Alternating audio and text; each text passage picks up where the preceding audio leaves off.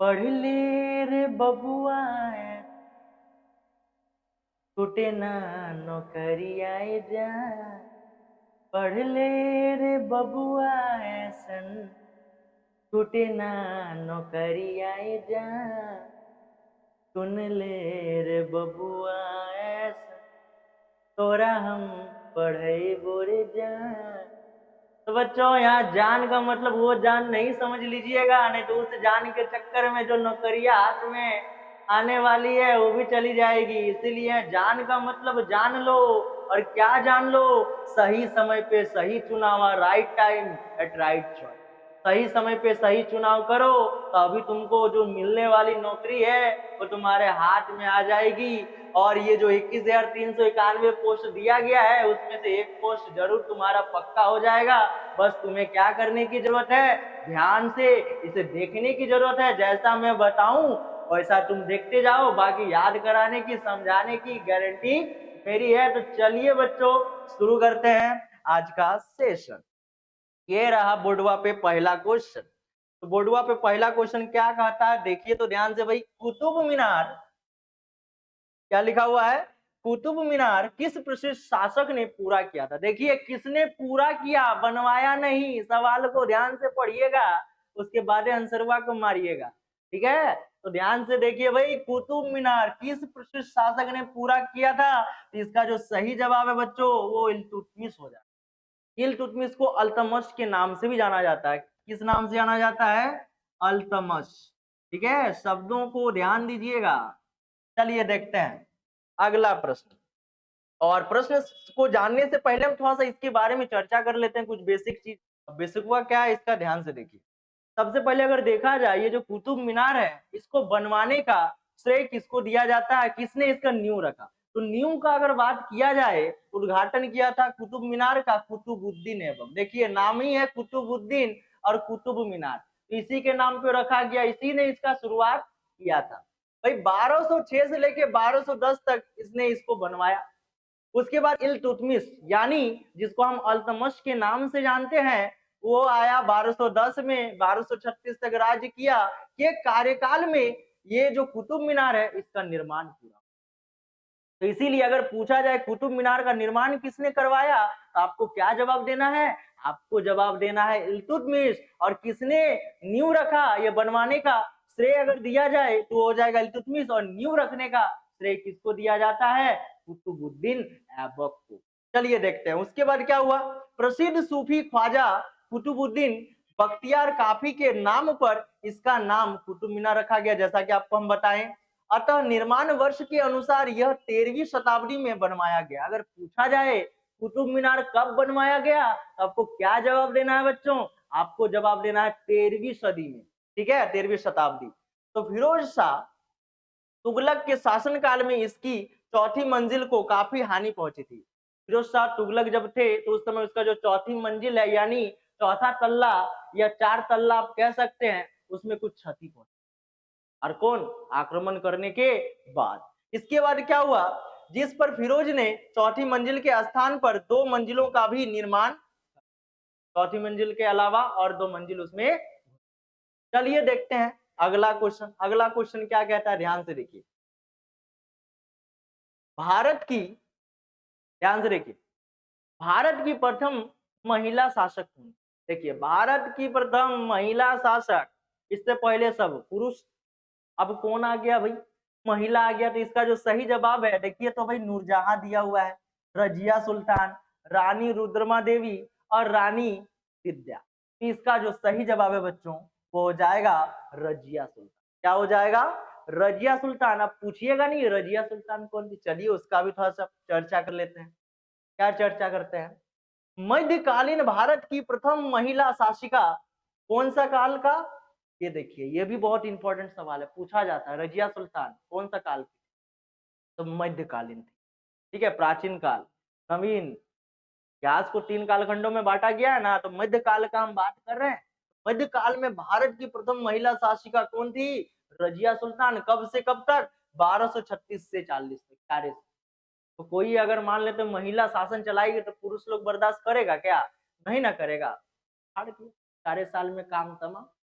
अन्य पुरुषों में सोचिए 100 पुरुष है मिनिमम, 100 पुरुषों में ये बेचारी अकेली, बाकी लोग छोड़ेगा क्या? नहीं ना छोड़ेगा। तो देखिए इसने क्या किया, व्यक्तिगत दृष्टि से उसने भारत में पहली बार स्त्री के संबंध में इस्लाम की जो परंपराएं हैं, परंपराओं को तोड़कर वो शासिका बनी। कहाँ की? ये आप कमेंट करके चलिए देखते हैं। उसके बाद राजनीतिक दृष्टि से उसने राज्य की जो शक्ति है वो सूबेदारों, सरदारों और सुल्तान के हाथों में केंद्रित करने पर बल दिया, बांट दिया था। उसके बाद इस प्रकार उसने इल्तुतमिश के संपूर्ण प्रभुत्व संपन्न राजतंत्र को, इल्तुतमिश जो बना के गया था राज्य को, सारे तंत्र को संभालने का काम भी किया। तो उस समय की परिस्थितियों में तुर्की राज्य के लिए जो जरूरी था वो सारी चीजों को करने का श्रेय किसको दिया जाता है? रजिया सुल्तान को दिया जाता है। तो चलिए देख लेते हैं अगला क्वेश्चन। अगला क्वेश्चन क्या कहता है, बोर्डवा पे देखिए क्या कहता है। रामायण का अनुवाद फारसी में किसने किया था? रामायण तो जानवे करते हैं क्या है, भारत का धर्म ग्रंथ है, हिंदू धर्म। ठीक है, तो हिंदू धर्म में जो रामायण है उसका कह रहा है फारसी में अनुवाद किसने किया था? तो चार ऑप्शन आपके पास है, अबुल फजल बदायूनी, अब्दुल लतीफ और ईश्वर दास। तो आप सोचिएगा भाई ईश्वर दास ने किया होगा, नहीं, इन तीनों में से एक जन किया है, और ये तीनों में से कौन हो जाएगा? बदायूनी। इसका जो सही जवाब है वो हो जाएगा बदायूनी। तो चलिए देख लेते हैं अब इसका कुछ कॉन्सेप्ट। कॉन्सेप्ट क्या समझना है, कुछ बेसिक चीजें जानेंगे। सबसे पहले ये जो रामायण का फारसी अनुवाद है ये 1589 ईस्वी में कब हुआ था, ये पूछा जा सकता है। 1589 ईस्वी में। और अब्दुल कादिर बदायूनी, पूरा नाम क्या है? अब्दुल कादिर बदायूनी ने किया था। बदायूनी अकबर के महत्वपूर्ण दरबारी इतिहासकारों में से एक, अकबर का दरबार में ये रहता था और एक इतिहासकार, वो बदायूनी का रहने वाला था, इसे बदायूं का रहने वाला था। उसने मुंतखब उल तवारिक नामक ग्रंथ की रचना की। वह एक कट्टर मुसलमान था।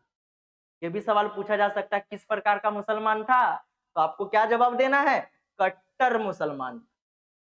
अतः उसने प्रत्येक चीज को शरा के तराजू पर तोला। चलिए देख लेते हैं अगला क्वेश्चन। अगला क्वेश्चन क्या कहता है, ध्यान से देखिए बच्चों, बोर्डवा पे ये रहा। आईने अकबरी पुस्तक के लेखक, अब देखिए एक पुस्तक लिखा गया था किसके समय में? अकबर के शासनकाल में। तो अकबर के शासनकाल में जो पुस्तक लिखा गया किसके नाम पे? अकबर के नाम पे ही। तो किसने लिखा ये पूछा जाता है। इसका जो सही जवाब है वो हो जाएगा आपका अबुल फजल। क्या हो जाएगा? अबुल फजल। तो चलिए देख लेते हैं अबुल फजल के बारे में थोड़ा सा कुछ बेसिक चीजें, ध्यान से देखिए। अबुल फजल मुगल सम्राट अकबर के प्रधानमंत्री एवं उसके दरबार के 9 रत्नों में से एक। इन्होंने अकबरनामा पुस्तक की रचना की जिसे हम आईने अकबरी के नाम से जानते हैं। यह पुस्तक 3 खंडों में विभक्त था और इसका अंतिम और तीसरा खंड आईने अकबरी। अगर ये पुस्तक को देखा जाए तो इसका 3 गो पार्ट था, 3 गो। ठीक है, पार्ट 1, पार्ट 2, पार्ट 3। और पार्ट 3 को आईने अकबरी के नाम से जाना जाता है। अबुल फजल ने पंचतंत्र का फारसी अनुवाद ए सुहेली के नाम से किया था। देखिए पंचतंत्र की जो कहानी है कि लेखक कौन है, आप कमेंट करके बताइए। तो देखिए ध्यान दीजिए, ये जो अनुवाद ए सुहेली है इसको पंचतंत्र का अनुवाद भी कहा जाता है। और कौन सा भाषा में क्या रही है? भी फारसी भाषा। ठीक है, तो पूछा जा सकता है आईने अकबरी के लेखक कौन है, ये भी पूछा जा सकता है। ये जो अकबरनामा पुस्तक है ये कितने भागों में बांटा गया है? तो कितने भागों में बांटा गया? 3 भागों में। और लास्ट वाला यानी अंतिम जो भाग है उसको क्या कहा जाता है? उसको कहा जाता है आईने। चलिए देख लेते हैं अगला क्वेश्चन। अगला क्वेश्चन ये, भारतीय राष्ट्रीय कांग्रेस के किस सत्र में पूर्ण स्वराज की घोषणा की गई? अब देखिए भारत में स्वतंत्रता के लिए बहुत सेनानियों ने क्या किया? आंदोलन किया था, क्रांति किया था। तो जहां जहां अधिवेशन चल रहा था वहां पे भारत को पूर्ण स्वराज, पूरी तरह से भारत को क्या मिल जाए? आजादी मिल जाए, इसके लिए हर जगह बैठक चल। तो यहाँ पे पूछा जा रहा है कि ये जो राष्ट्रीय कांग्रेस का कौन सा ऐसा सत्र है या कहां पे पूर्ण स्वराज की घोषणा पहली बार की गई? तो इसका जो सही आंसर है वो हो जाएगा आपका लाहौर। क्या हो जाएगा? लाहौर। तो लाहौर में जो अधिवेशन चला था उस अधिवेशन में किसकी चर्चा की गई थी? तो भारत को पूर्ण स्वराज की मांग जो है सबसे पहले लाहौर में उठी। तो चलिए देख लेते हैं इसका भी कुछ बेसिक चीजें। बेसिक चीजें क्या देखना है, ध्यान से। कांग्रेस का 40वां अधिवेशन। और ये अधिवेशन कितनेवां है? 44वां। बोले तो 40। ये भी पूछा जा सकता है। ठीक है, ये जो लाहौर अधिवेशन है वो कितने बार हुआ था, कितने बार के बाद हुआ था? तो 42वां बार के बाद, यानी 44वां था अधिवेशन। और कब हुआ था? 29 से 31 दिसंबर 1929 को जवाहरलाल नेहरू की अध्यक्षता में लाहौर में हुआ था। ये सवाल भी पूछा जा सकता है, लाहौर अधिवेशन जो है किसकी अध्यक्षता में, तो किसकी अध्यक्षता में हुआ था? जवाहरलाल नेहरू की अध्यक्षता में। इसी अधिवेशन में पूर्ण स्वराज का प्रस्ताव पारित किया गया। 31 दिसंबर 1929 को अर्धरात्रि के समय जवाहरलाल नेहरू ने रावी नदी के तट पर स्वतंत्रता का ध्वजक तिरंगा फहराया। कौन सा तारीख में? यह भी पूछा जाता है। तो कौन सा तारीख? 31 दिसंबर 1929 को। और 26 जनवरी 1930 को स्वतंत्रता दिवस मनाने का निश्चय किया गया था। देखिए 26 जनवरी हम लोग मानते हैं गणतंत्र दिवस, लेकिन यहाँ पे 26 जनवरी को कौन सा दिवस मनाने का सोच रहा था ये लोग? स्वतंत्रता दिवस। और हम लोग मनाते कब है स्वतंत्रता दिवस? 15 अगस्त, ठीक है, 1947 से। और ये लोग बोल रहा है कि पहले स्वतंत्रता दिवस क्या सोचा था? 26 जनवरी, लेकिन 26 जनवरी भी एक डेट लिया गया और उसको कौन सा दिवस के नाम से जाना गया? उसको गणतंत्र दिवस के नाम से जाना, उस डेट को भी शामिल किया गया। चलिए देख लेते हैं अगला प्रश्न। अगला प्रश्न ये रहा, ध्यान से देखिए। भारत की संविधान सभा का संवैधानिक सलाहकार कौन? भारत का संविधान बन रहा था तो संवैधानिक सलाहकार कौन था उस समय? ये पूछा जा रहा है। डॉक्टर राजेंद्र प्रसाद था क्या, या अम्बेडकर था क्या, या सर बी.एन. राव था क्या, या श्री के एम मुंशी था? इसका जो सही जवाब है वो आपका हो जाएगा सर बी.एन. राव। चलिए देख लेते हैं कुछ बेसिक चीजें। भारत की संविधान सभा के संवैधानिक सलाहकार सर बी.एन. राव थे। संविधान सभा की प्रथम बैठक 9 दिसंबर 1946 को सच्चिदानंद सिन्हा की अध्यक्षता में हुई थी। यहाँ से सवाल पूछा जाता है, ये जो सच्चिदानंद सिन्हा है ये संविधान सभा के अस्थायी अध्यक्ष, प्रथम अध्यक्ष तो होंगे लेकिन अस्थायी। इसके बाद डॉक्टर राजेंद्र प्रसाद जी आए और वो बन गए अस्थायी अध्यक्ष। डॉक्टर राजेंद्र प्रसाद को अस्थायी अध्यक्ष माना जाता है पहला, और ये अस्थायी। उसके बाद 11 दिसंबर 1946 को डॉक्टर राजेंद्र प्रसाद को संविधान सभा का अस्थायी अध्यक्ष जैसा कि बता दिया गया है। बी.एन. राव को संवैधानिक सलाहकार, उन्होंने राजेंद्र प्रसाद जी ने बी.एन. राव को संवैधानिक सलाहकार का दर्जा दिया। चलिए देख लेते हैं आगे। अगला क्वेश्चन क्या कहता है, ध्यान से देखिए। प्रारंभ में कितने मौलिक अधिकार दिए गए थे? भाई पहले का संविधान बना, संविधान में हम लोगों को कितना अधिकार दिया गया था ये पूछा जा रहा है। तो पहले हम लोग को कितना अधिकार था? 7 अधिकार था। कितना अधिकार था? 7। लेकिन बाद में संशोधन हो गया संविधान में, और संशोधन होने के बाद ये 7 मौलिक अधिकारों में से एक अधिकार हटा लिया गया। और कौन सा अधिकार को हटा लिया गया? वो संपत्ति का अधिकार को हटा लिया गया। और अभी हम लोग के पास कितने मौलिक अधिकार हैं? तो हमारे पास मौलिक अधिकार मात्र 6 हैं। लेकिन अब बोलोगे सर कि अगर ये मौलिक अधिकार को हटा लिया गया, संपत्ति का अधिकार को मौलिक अधिकारों की सूची से, तो मौलिक अधिकार जो संपत्ति अधिकार था वो क्या हो गया? तो उसको अब कानूनी अधिकार बोला जाए। मौलिक अधिकार से हटा के उसको कानूनी अधिकार के श्रेणी में रख दिया गया। किसको? संपत्ति के अधिकार को। चलिए कुछ बेसिक चीजें जान लेते हैं उसी का। जैसा कि ध्यान से देखिए, भारतीय संविधान द्वारा प्रारंभ में 7 मौलिक अधिकार दिया गया था, किंतु 44वें संवैधानिक संशोधन यानी 1978 के द्वारा संपत्ति के मौलिक अधिकार को समाप्त कर दिया गया। अब सवाल क्या पूछा जा सकता है? पूछा जा सकता है ये जो संशोधन हुआ वो कौन सा संशोधन था? तो आपको जवाब क्या देना है? 44वां संविधान संशोधन था। और कब ये हुआ था? 1978 को हुआ। अतः अब हमारे पास कितने मौलिक अधिकार हैं? तो हमारे पास मात्र 6 मौलिक अधिकार हैं। आप कमेंट करके बताइए 6 मौलिक अधिकार क्या क्या है। तो देखिए यहाँ पे तो कुछ दे दिया गया है। तो सबसे पहले देख लेते हैं। पहला नंबर समानता का अधिकार, दूसरा नंबर हो जाएगा स्वतंत्रता का अधिकार, तीसरा हो जाएगा शोषण के विरुद्ध अधिकार, चौथा हो जाएगा धार्मिक स्वतंत्रता का अधिकार, पांचवा हो जाएगा संस्कृति तथा शिक्षा संबंधी अधिकार, और अंतिम संवैधानिक उपचारों का अधिकार। और इन 6 अधिकारों में से सबसे ज्यादा पावरफुल कौन सा अधिकार है? संवैधानिक उपचारों का अधिकार को माना जाता है। चलिए देख लेते हैं कुछ अगला क्वेश्चन क्या कहता है, ध्यान से देखिए। मत देने का अधिकार किस कोटि से संबंधित है? कौन सा अधिकार है? मानव अधिकार है मत देने का अधिकार, या नागरिक अधिकार है, या प्राकृतिक अधिकार है, या राजनीतिक अधिकार है? तो इसका जो सही जवाब है बच्चों वो हो जाएगा राजनीतिक अधिकार। क्योंकि हम लोग क्या करते हैं, राजनेता को चुनते हैं। जब हम लोग मत डालते हैं, वोटवा को डाल के आते हैं, हम नेता का चुनाव करते हैं। अब वो नेता हमारे ऊपर क्या करता है, शासन चलाने का कार्य करता है, शासन चलाता है। तो चलिए देख लेते हैं। लोकतंत्र की परिभाषा ही होती है, हम लोग क्या कर सकते हैं, सिर्फ लोग अपने शासक का चुनाव कर सकते हैं अपने मत के द्वारा, उसे हम लोग क्या कहते हैं, लोकतंत्र कहते हैं। चलिए देख लेते हैं इसका कुछ बेसिक। बेसिक क्या है, भारत में वयस्क मताधिकार प्रणाली अपनाई गई है। वयस्क पहले 21 साल था, अभी 18 साल हो गया है। देखिए 18 वर्ष से अधिक आयु के सभी नागरिकों को अपने जनप्रतिनिधियों को चुनने का वैधानिक अधिकार है। वैधानिक मतलब कानूनी अधिकार एक तरह से। अनुकूल चंद्र प्रधान बनाम भारत संघ के बाद 1997 में सर्वोच्च न्यायालय ने मतदान करने के अधिकार को मौलिक नहीं बल्कि विधान द्वारा अध्यारोपित सीमाओं के अधीन वैधानिक अधिकार माना। मत देने के अधिकार को राजनीतिक अधिकार भी माना जाता। वैधानिक तो है ही, क्योंकि इसका प्रयोग वयस्क मतदाता द्वारा अपनी राजनीतिक इच्छा पूर्ति हेतु।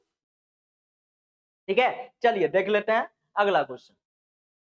अगला क्वेश्चन ये रहा, क्या कहता है, भारत के राष्ट्रपति पद के लिए निर्धारित अधिकतम आयु सीमा कितना है? राष्ट्रपति अगर किसी को बनना है बाबू, तुम लोग भी बन सकते हो, कोई दिक्कत नहीं है, खड़े हो जाओ।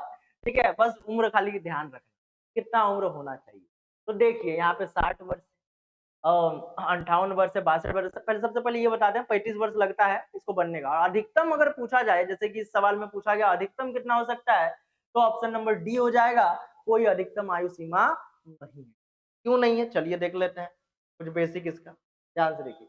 संविधान के अनुच्छेद 56(1) के अनुसार राष्ट्रपति अपने पद ग्रहण की तारीख से 5 वर्ष की अवधि तक पद धारण करेगा। कितना उसका उम्र हो रहा है, जैसे वो राष्ट्रपति का शपथ ले लिया, चाहे उसका 60 साल हो रहा है, चाहे 70 साल हो रहा है, 80 साल हो रहा है, उसके बाद वो कितने साल तक राज्य करेगा, 5 साल तक राज्य करेगा। ठीक है, तो राष्ट्रपति की सेना निवृत्ति आयु की कोई सीमा। चलिए देख लेते हैं अगला क्वेश्चन। अगला क्वेश्चन ये रहा, राज्यसभा के सदस्य के लिए न्यूनतम आयु कितनी है? भाई ये 30 वर्ष होती है, जैसा कि आपको पता ही है। तो चलिए देख लेते हैं इसका बेसिक। बेसिक कुछ जान लेते हैं।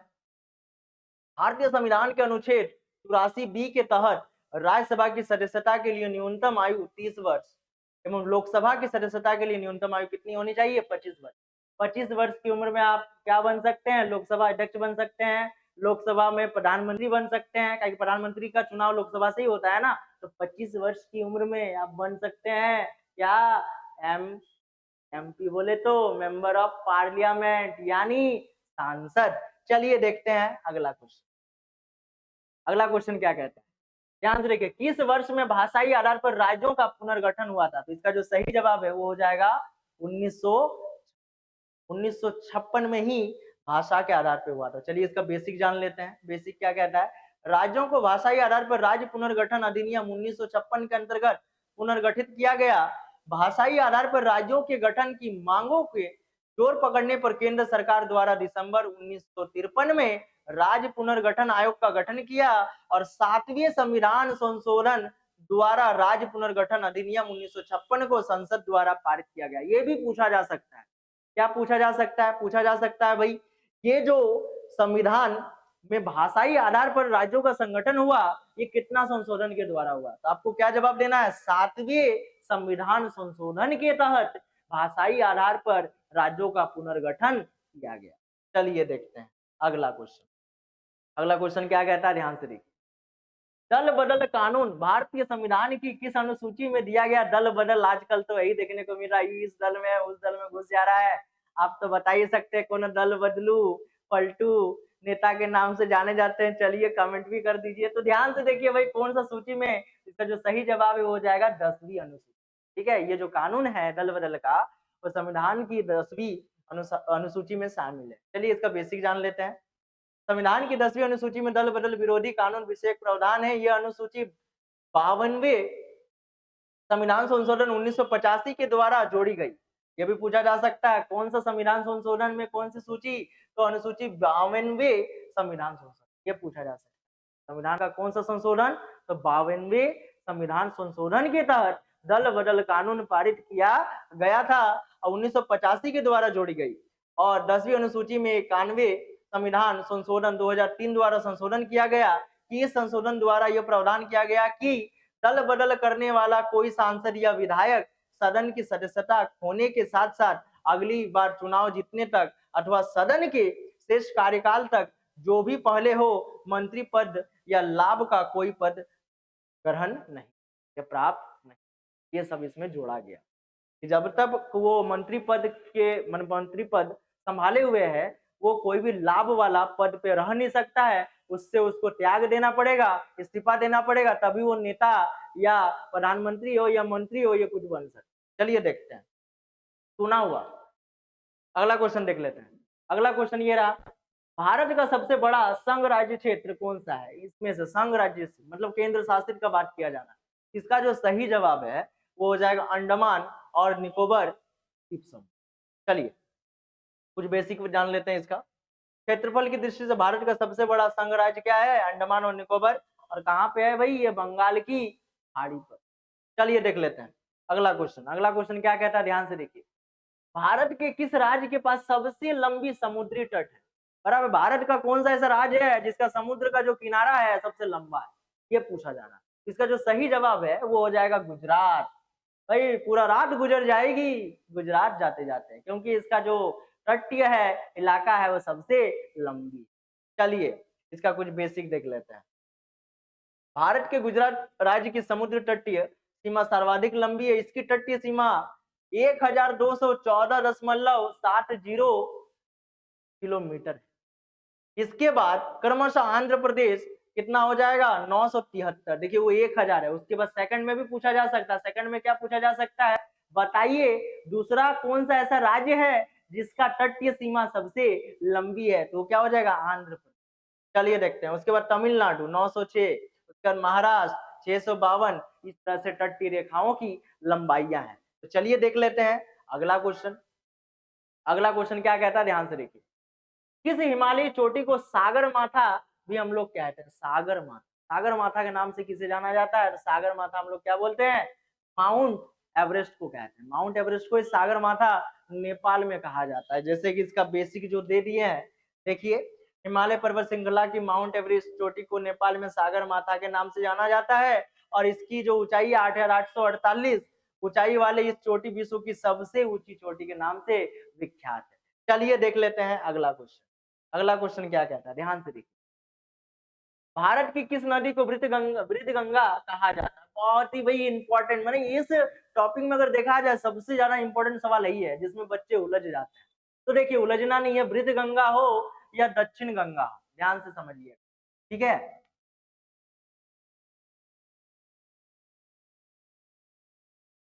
ध्यान से समझिएगा, वृद्ध गंगा हो या दक्षिण गंगा हो, उसके नाम से गोदावरी को जाना जाता है और गोदावरी दक्षिण भारत की प्रायद्वीपीय सबसे लंबी नदी मानी जाती है। इसके बाद अगर इसमें दक्षिण की गंगा अगर जोड़ दिया जाए, इसकी गंगा, दक्षिण की गंगा, तो फिर आप संभल जाइए।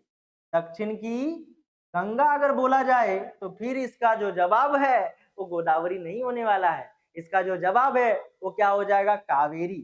तो समझिएगा, इसमें बहुत डाउट भी होता है। दक्षिण की गंगा अगर बोला जाए तो कावेरी, ठीक है। बीच में काकी आ गई ना, तो जैसे बीच में आ गया का या की, तो इसका मतलब कावेरी। और अगर कुछ ना आए दक्षिण गंगा या वृद्ध गंगा, तो आपको क्या मारना है बच्चों? आपको मारना है गोदावरी। चलिए देख लेते हैं इसका बेसिक। बेसिक क्या है? जैसे कि प्रायद्वीपीय भारत की सबसे लंबी नदी किसको माना जाता है? गोदावरी को माना जाता है। इसकी लंबाई 1462 मीटर है और गंगा नदी के बाद दूसरी सबसे लंबी नदी यही है। इसकी उत्पत्ति नासिक महाराष्ट्र के जिले के त्र्यंबकेश्वर स्थान से होती है और इसकी सहायक नदियां वेनगंगा, वर्धा, पेनगंगा, प्राणहिता, इंद्रावती, मानेर तथा सबरी है। इसे दक्षिण गंगा या वृद्ध गंगा भी कहा जाता है। इसको नोट करके रख लीजिएगा। चलिए देखते हैं अगला क्वेश्चन। अगला क्वेश्चन क्या कहता है? कान्हा नेशनल पार्क कहाँ स्थित है? कान्हा बोले तो कृष्ण और कृष्ण बोले तो गोविंद। एक आपको हम संस्कृत का श्लोक सुनाते हैं। रागरे वसते लक्ष्मी कर मूल्य सरस्वती कर मध्य तू गोविंद प्रभाते कर दर्शन। कर मध्य तू गोविंद, मध्य में क्या मिलता है? गोविंद मिलता है, और गोविंद को ही हम लोग कृष्ण बोलते हैं, यानी उसको कान्हा बोलते हैं। तो मध्य कहीं पे है, ध्यान से देखिए, मध्य आपका है ना ऑप्शन नंबर डी। तो इसका जो राइट आंसर है वो क्या हो जाएगा? मध्य प्रदेश। ठीक है, मध्य में कौन पाया जाता है? गोविंद पाया जाता है। चलिए, तो बोलो राधे राधे। अगला क्वेश्चन देख लेते हैं, इसका बेसिक पहले समझ लेते हैं। कान्हा नेशनल पार्क मध्य प्रदेश में स्थित है। 1955 में इसकी स्थापना की गई थी। कब की गई थी? वर्ष 1974 में इसे प्रोजेक्ट टाइगर के अंतर्गत लाया गया, और 1974 में प्रोजेक्ट टाइगर। ठीक है, इसका विस्तार मेकाल पहाड़ी 940 वर्ग किलोमीटर क्षेत्र में किया गया। कितना किलोमीटर? 940 वर्ग किलोमीटर। चलिए देख लेते हैं अगला क्वेश्चन। अगला क्वेश्चन क्या कहता है? श्वेत क्रांति का समय में, श्वेत में सादा कौन होता है? तो सादा आप भी बताइए, इसमें सादा कौन है? तो आप लिखे सर दूध है सादा। चलिए मार देते हैं। चलिए कुछ बेसिक दिए देते हैं इसका भी। श्वेत क्रांति का संबंध दुग्ध उत्पादन से है। भारत में इस क्रांति का जनक वर्गीज कुरियन को माना जाता है। पूछा जाता है दुग्ध उत्पादन जो हुआ था, जो क्रांति हुआ था, उसका जनक कौन था? तो वर्गीज कुरियन माना जाता है। और नीली क्रांति का संबंध किससे है? मत्स्य उत्पादन से। चलिए देख लेते हैं अगला क्वेश्चन। अगला क्वेश्चन क्या कहता है? पश्चिम बंगाल में रानीगंज का संबंध है। रानीगंज, ठीक है, पश्चिम बंगाल में एक इलाका है, और ये जो इलाका है ये किसके लिए प्रसिद्ध है? ये पूछा गया सवाल में। कोयले के लिए, लोह के लिए, मैंगनीज के लिए, कॉपर के लिए। तो भाई कोयला के लिए। रानीगंज का जो कोयला होता है बहुत ही अच्छा होता है, बड़ी जल्दी जलता है, और सबसे बेस्ट क्वालिटी का कोयला होता है जो रानीगंज में पाया जाता है। जैसे कि इसका बेसिक आपको हम दे दिए हैं, देखिए। रानीगंज कोयला क्षेत्र पश्चिम बंगाल के वर्धमान, वर्धमान होना चाहिए, वर्धमान और बीरभूम जिलों में स्थित है। दो इलाका है, वर्धमान जिला और बीरभूम जिला, दोनों सटा हुआ है। यहाँ प्राप्त कोयला उच्च ज्वलनशील है, जो रेलों तथा तापीय विद्युत संयंत्रों में प्रयुक्त। चलिए देख लेते हैं अगला क्वेश्चन। अगला क्वेश्चन क्या कहता है, ध्यान से देखिए। भारत में सबसे पुरानी नदी घाटी परियोजना, सबसे पुरानी नदी घाटी परियोजना बोले तो डैम सबसे पहले। तो सबसे पहला अगर देखा जाए तो दामोदर जो नदी घाटी परियोजना है भारत की सबसे पुरानी है। चलिए इसका कुछ बेसिक देख लेते हैं बच्चों। दामोदर नदी घाटी परियोजना भारत सरकार यानी स्वतंत्र भारत की सर्वप्रथम बहुउद्देशीय नदी घाटी परियोजना। स्वतंत्र भारत कब की? स्वतंत्र भारत। दामोदर घाटी निगम की स्थापना तत्कालीन बिहार एवं पश्चिम बंगाल राज्यों में विस्तृत दामोदर घाटी के संयुक्त विकास के उद्देश्य से 7 जुलाई 1948 को दामोदर घाटी अधिनियम के अंतर्गत किया गया था। उद्घाटन कौन किया था? जवाहरलाल नेहरू ने। चलिए देखते हैं अगला क्वेश्चन। भारत के किस राज्य में गरीबों का प्रतिशत सबसे अधिक है? सबसे ज्यादा भाई गरीब कहाँ है? तो आप तो मार दीजिएगा बिहार। बिहार नहीं है बच्चों, इसमें है उड़ीसा। ठीक है, सबसे गरीब राज्य भारत का उड़ीसा है। चलिए देख लेते हैं का बेसिक। प्रश्न काल में गरीबों का सर्वाधिक प्रतिशत उड़ीसा राज्य में था, जबकि वर्तमान में 2011-12 के अनुसार गरीबों का सर्वाधिक प्रतिशत कहाँ पे है? छत्तीस। तो यहाँ पे बोला जाए राज्य गरीब का प्रतिशत 2004-5 में अगर देखा जाए तो 40% था उड़ीसा में, और अगर 11-12 में देखा जाए तो सबसे गरीब क्या हो जाएगा? इसमें भी देखिए 32%, इसमें दिया हुआ है, इसमें 33%, इसमें 36 और इसमें 39। तो सबसे ज्यादा क्या हो जाएगा? 39। 39 कहाँ है? तो वर्तमान में छत्तीसगढ़, और पहले प्रश्नकाल मतलब इससे पहले भूतकाल में कौन था? उड़ीसा था। चलिए देख लेते हैं अगला क्वेश्चन। अगला क्वेश्चन देखते हैं। समभारी रेखाएं, समभारी, भारी जब हो जाता है तो वहां पे दाब ज्यादा हो जाता है, और दाब ज्यादा तो इसका आंसर क्या हो जाएगा? दाब हो जाएगा। चलिए इसका बेसिक को देख लेते हैं। समभारी रेखाएं दाब दर्शाती है। समान वायु दाब को मिलाने वाली रेखाओं को समभारी यानी आइसोबार रेखा हम लोग कहते हैं। चलिए देखते हैं अगला क्वेश्चन। अगला क्वेश्चन ये रहा बोर्डवा पे। पुराने श्याम प्रदेश का नया नाम क्या है? श्याम प्रदेश, कौन सा प्रदेश का नाम बोला जा रहा है? श्याम। श्याम से क्या हो जाएगा? थाईलैंड। थाईलैंड का पुराना नाम क्या है? श्याम प्रदेश। और म्यांमार का पुराना नाम? बर्मा। चलिए देख लेते हैं सब बेसिक। थाईलैंड इंडो चाइना प्रायद्वीप और दक्षिण पूर्व एशिया के मध्य में अवस्थित है। इसे प्राचीन काल में श्याम के नाम से जाना जाता था। चलिए देख लेते हैं अगला क्वेश्चन। अगला क्वेश्चन क्या कहता है, देखिए। सदाबहार किस्म के वन कहाँ पाए जाते हैं? भाई कहाँ है इसमें से देखिए कहाँ पे पाए जाते हैं। इसका जो सही आंसर है बच्चों वो हो जाएगा भूमध्य रेखीय क्षेत्र में सदाबहार वन पाए जाते हैं। हमेशा बाहर इसमें बहारो फूल फूल बरसाओ, तो ध्यान से देखिए इसका बेसिक भूमध्य रेखा क्षेत्र में सदाबहार किस्म के वन पाए जाते हैं। इन वनों में चौड़ी पत्ती के सदाबहार वृक्ष जैसे रबड़, एबोनी, बांस, बेंत, महोगनी आदि पाए जाते हैं। लताएं, लियाना या अधिपादप का इस वन में प्रमुख विशेषता है। वृक्षों की सघनता के कारण प्रकाश नीचे तक नहीं पहुंच पाता। इतना वृक्ष है कि भाई प्रकाश ऊपर में तो जल रहा है, तो अछुआ जला देंगे, ऊपर से नीचे पहुंच भी नहीं कर। ठीक है, यही चीज हो रहा है कि सूर्य का प्रकाश तो मिल रहा है, नीचे घुस ही नहीं रहा, मतलब अंधेरा छाया हुआ है। चलिए देखते हैं, पृथ्वी पर लगभग 12% भाग पर इन्हीं वनों का विस्तार है। पृथ्वी का अगर देखा जाए 100% हिस्सा में 12% इसी प्रकार के वन है। अब जाइएगा तो डर जाइए। चलिए देखते हैं अगला क्वेश्चन। अगला क्वेश्चन ये रहा बोर्ड पे, श्वेत कोयला है। श्वेत कोयला, सादा कोयला किसको बोलते हैं? यूरेनियम को, जल विद्युत को, हीरा को, बर्फ को। सर बर्फ होता है सादा, हीरा होता है, यूरेनियम होता है, लेकिन ये तीनों नहीं होता बाबू, जल होता है। जल विद्युत को बोला जाता है श्वेत। चलिए देखते हैं, और ये पर्यावरण को प्रदूषण नहीं पहुंचाता है। अगला क्वेश्चन देख लेते हैं। अगला क्वेश्चन ये रहा, राष्ट्रीय आय क्या होती है? तो राष्ट्रीय आय होती है बाबू ऑप्शन नंबर बी, उत्पादन लागत पर निवल राष्ट्रीय उत्पाद होता है। चलिए देख लेते हैं। तो राष्ट्रीय आय उत्पादन लागत फैक्टर यानी कॉस्ट पर निवल राष्ट्रीय उत्पादन होती है। और अगर इसका परिभाषा अगर देखा जाए तो भारत में उपार्जित, चाहे अब जीडीपी ले लें, जीडीपी बोले तो प्राथमिक क्षेत्र, द्वितीय क्षेत्र, तृतीय क्षेत्र से उत्पादित जितने भी आय हमको मिलती है और विदेशों से अर्जित आय टैक्स के रूप में सबको अगर मिला दे तो उसको भारत का राष्ट्रीय आय कहा जाता है। चलिए देखते हैं अगला क्वेश्चन। अगला क्वेश्चन क्या कहता है, आय और उपभोग में किस प्रकार का संबंध है? भाई प्रत्यक्ष संबंध है, पैसा आएगा तभी ना उपभोग कीजिएगा। जब पैसे नहीं आएगा आपके पास तो आप उपभोग कर सकते हैं, कुछ खरीद सकते हैं, शादी ब्याह कर सकते हैं नहीं ना। चलिए देखते हैं, सबके लिए पैसा जरूरी है। चलिए आगे देखते हैं, प्रत्यक्ष क्षेत्रफल की दृष्टि से भारत संसार का कौन सा देश है? तो 7वां बड़ा देश है। ठीक है, चलिए ये तो क्षेत्रफल में हो गया। जनसंख्या में अगर पूछा जाता तो क्या बोलते हैं? दूसरा नहीं रे बाबू, वर्तमान देखो, वर्तमान अभी भारत की जो आबादी है 140 करोड़ पार कर गई है। तो अभी भारत जो है विश्व का सबसे ज्यादा जनसंख्या वाला देश बन चुका है। ये याद करके रख लो, ये करंट क्वेश्चन है बाबू। चलिए देख लेते हैं अगला क्वेश्चन। अगला क्वेश्चन है, निम्नलिखित में से किस देश के, अच्छा भारत का तो भारत 7वां बड़ा देश है और विश्व का सबसे बड़ा देश अगर पूछा जाता तो रूस हो जाता। निम्नलिखित में से किस देश के साथ भारत की अंतरराष्ट्रीय सीमा नहीं लगती है? अंतरराष्ट्रीय सीमा बोले तो उसका जो बाउंड्री है ना, वो बाउंड्री कहाँ पे नहीं लगता? पाकिस्तान के साथ लगता है, बांग्लादेश के साथ भी लगता है, भूटान के साथ भी, बट श्रीलंका के साथ नहीं लगता है। वो जल से घिरा हुआ क्षेत्र है। ठीक है, पड़ोसी देश है लेकिन जल से घिरा हुआ, स्थलीय सीमा नहीं लगता। ये स्थलीय सीमा का बात कर रहा है। चलिए देखते हैं, देखिए कुछ देश है, कितना देशों के साथ भारत का स्थलीय सीमा जुड़ता है। सबसे पहले देखिए, बांग्लादेश, चीन, पाकिस्तान, नेपाल, म्यांमार, भूटान, अफगानिस्तान, तो लगभग कितने देश हो गए?